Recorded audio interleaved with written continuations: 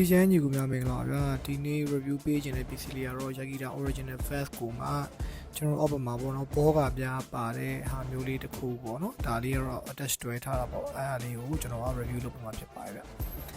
ဒါဆိုလို့ရှိရင်တော့အယုံမှာဝယ်ပေးထားပြီးတော့ပတ်လေးကိုပြပေးတာဖြစ်ပါတယ်နောက်မှာဆိုလို့ရှိရင်တော့ပတ်စုံ3အိတ်တစ်ခုပေါ့နော်ရှေ့ရက်ကြီးပိုင်းထည့်လိုက်ရတယ်နောက်ပြီးလို့ရှိရင်စိတ်တစ်ခုထည့်လိုက်ရတဲ့နေရာကြီးပါပဲ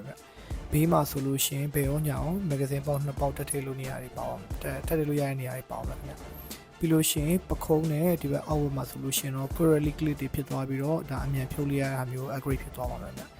အရှိဘက်မှာဆိုလို့ရှိရင် pistol ကြီးပေါက်3ပေါက်နဲ့ rifle ကြီးပေါက် 5.5 ပေါက်3ပေါက်ထည့်လိုက်ရတဲ့နေရာတွေပါပါခင်ဗျမူရင်းအရင်ဝတ်နေကြပုံစံနဲ့မတူတာတော့အောက်ဘက်မှာပေါ့နော်ကြီးကပြားထည့်လို့ရတယ်စီးကုံမကူကာလို့ရတဲ့ကြီးကပြားထည့်လို့ရတဲ့ဟာလေးပေါ့နော်ဘောကပြားနေရာလေးပါသွားပါမယ်ခင်ဗျဒါကတော့ Cyril clip ဖြစ်ပါတယ်နောက်ပြီးလို့ရှိရင်ပခုံးမှာဆိုလို့ရှိရင်လည်းကျွန်တော်တို့ဒီ port ပေါ်တော့ shoulder pad တွေပါပါမယ်ဒါကတော့ကျွန်တော်ခုနပြတဲ့အနောက်ဘက်အချမ်းဖြစ်ပါတယ်စေအိမ်နဲ့ရှေ့ထွက်ကြီးပေါ့ဒါမှမဟုတ်လို့ရှိရင်လည်းတခြားပေါ့နော်တိုလီဘိုးဆိုင်ထည့်လို့ရတဲ့ကြီးပေါ့တွေပါမယ်ဟုတ်ကဲ့ panel 1500ခန့်ရှိပါမယ်ခင်ဗျ Thai install ရှိပါတယ်ကျေးဇူးအများကြီးတင်ပါတယ်